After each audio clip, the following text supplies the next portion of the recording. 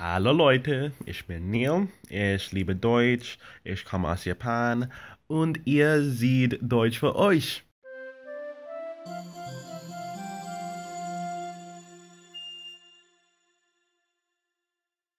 So after I made a video about 10 must-know German words a few months ago, which, in case you missed it, you can click here and go there, I figured I might as well make a sequel to it because it turns out there's quite a lot of German words you should know.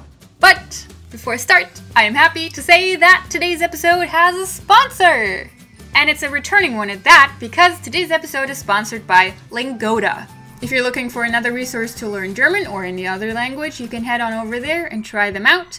If you do yourself the favor, use this coupon code and you can get 50 euros off of any course that you pick. If you don't know about them yet, they're a very flexible and individually adjustable service with native language teachers that do both group and individual classes and try to get you to the level you're reaching for as quickly as possible. And if you wish to do so, you can even get a CEFR certificate with them, which means that, for example, let's say you are currently at the stage A2 in German, and you want to sign up with Lingoda for, let's say, 3 months and get to B1 in that time, you can get a certificate from them once you reach that level.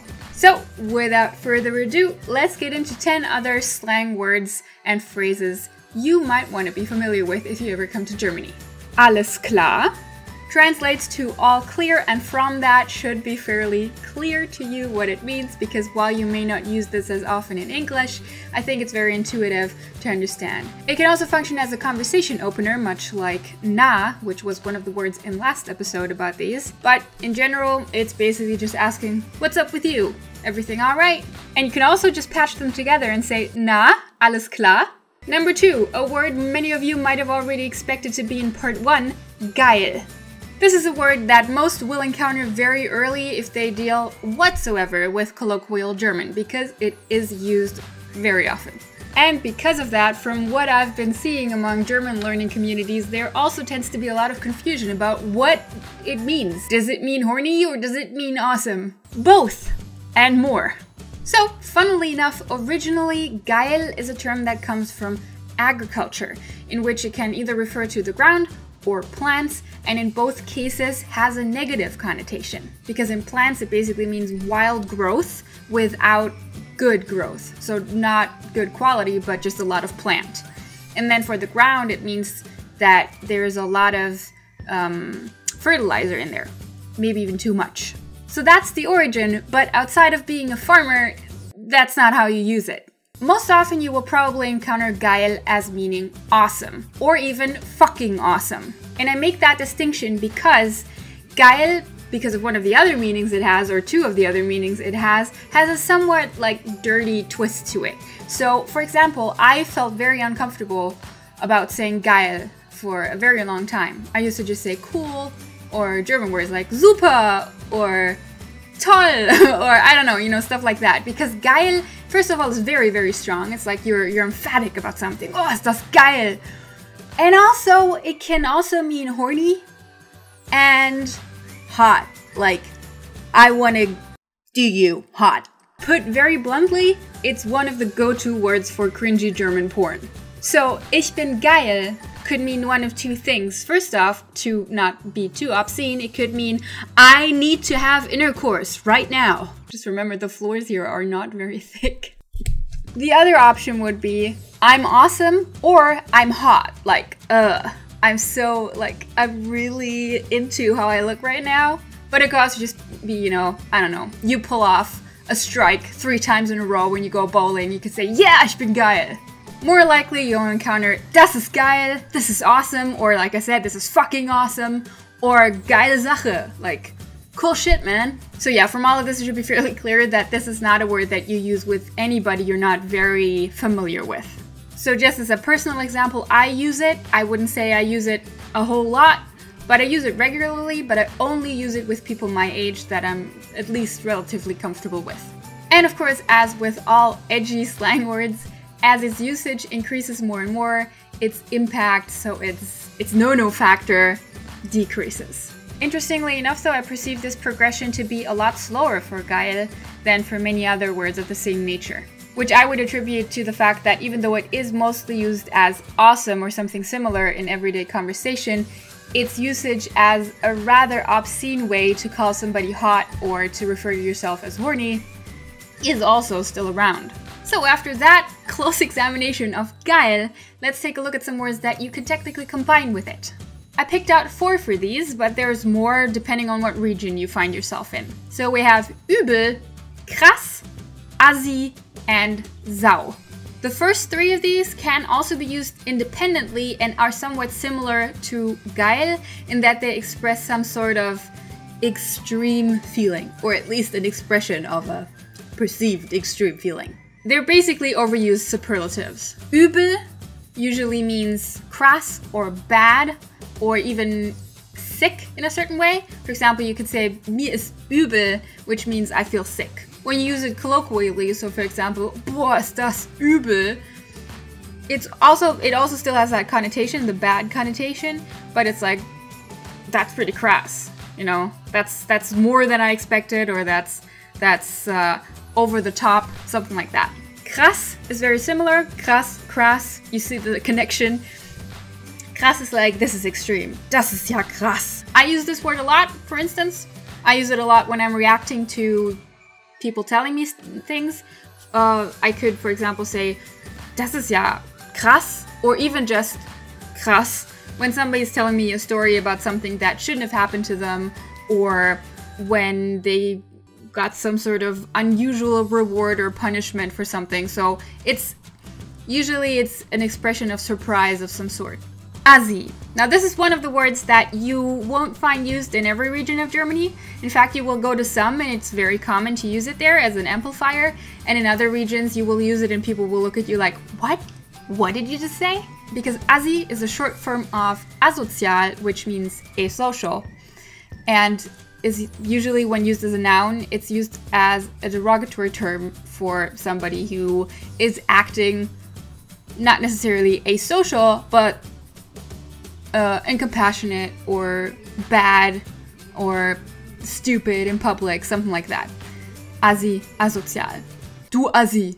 And also, and this is the interesting part, you can attach it to such words as geil and essentially any other adjective that you're trying to put into a superlative. So you could say, das ist assi geil, if you need something to be extremely fucking awesome. Another one of these is sau, which means sau. Don't ask me how that came to be. And this is another one you can attach in front of adjectives to enhance them. So, for example, simply sau gut, sau good, would be super good. And like I said, interestingly, these vary depending on where in Germany you go. Another one of those is ur, which is like arch, so arch awesome, basically, urgeil. That's one that I never used or even heard for a long time, but is very common in other regions of Germany. Number 4, Hammer. Hammer literally means hammer, but I'm sure many of you have already encountered it as meaning awesome. Stopp! Hammerzeit. Hammer is similar to Scheiße in the way that it's actually a noun that is used as if it were an adjective. So you could say, das ist der Hammer. That's the hammer, so that's the shit. But you can also say, das ist Hammer, so just that's hammer. That's great. Also a common phrase would be, du bist der Hammer. You're the hammer. You're the best. And it can also be used like the words for number 3, so you can attach it in front of other adjectives. So, hammergeil would be another case of super awesome. Number 5, auf jeden. Auf jeden is short for auf jeden Fall, which means in any case. Careful though, even though it could be used in the way that in any case is used in English, so you might get, lost in talking about something while you were actually talking about something else, then you try to get back to that topic by saying, in any case, you could use auf jeden Fall, but usually the thing that you will say there is jedenfalls. Anyway, jedenfalls, eigentlich, auf jeden Fall, though it means in any case, is usually said in a way that means you can bet on it, definitely. And auf jeden is a colloquial shortened version of that. Hey, kommst du heute Abend mit in die Stadt? Na, auf jeden. Na gut. Well, okay. And that's really all I want to say about this, because I explained na at length in the last video on must-know words, and gut is just good. So na gut is just like, alright, well, okay.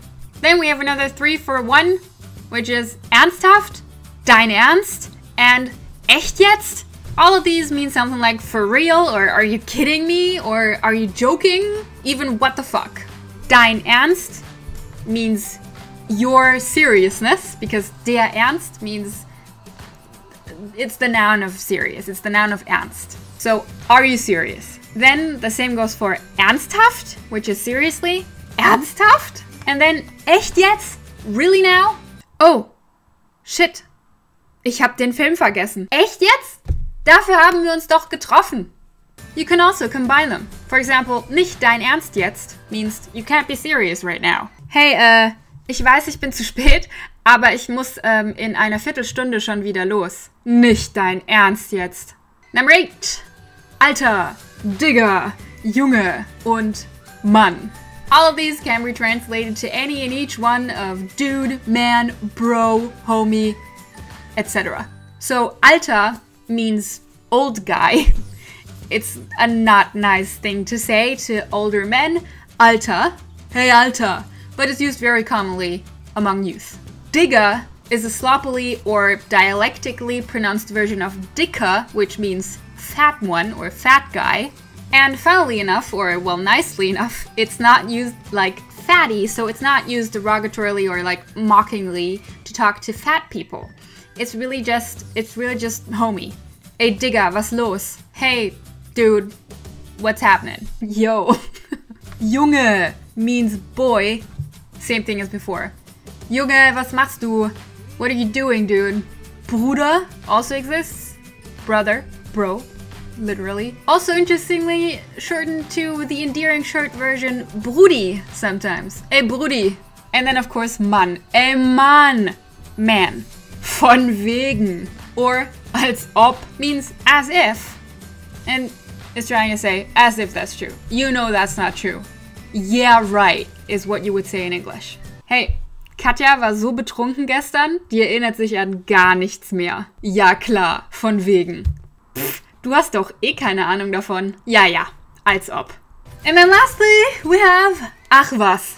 Ach was can be used both as an exclamation or as a exclaiming question, I suppose. It means no kidding. When you're using it as more of an exclamation, you would probably use it in a surprising situation most often. So let's say somebody tells you that they met somebody that you haven't seen in 10 years and didn't think was even in the city. You could hear that story and then say, ach was. And then of course, especially when used with a questioning intonation, it's usually used sarcastically. Hey, du musst mal aufräumen, dein Zimmer sieht wirklich dreckig aus. Ach was. So basically you can use ach was instead of I know, ich weiß, when you want to be kind of a dick about it. Oh scheiße, wir hatten ja Hausaufgaben auf heute. Ja, ach was. So quick reminder, if you want to support me, keep the show going, check out the description for a link to my Patreon. Thank you. Okay, well that's it for today.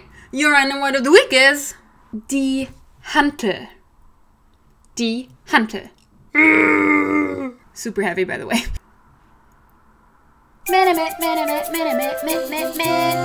Tschüss.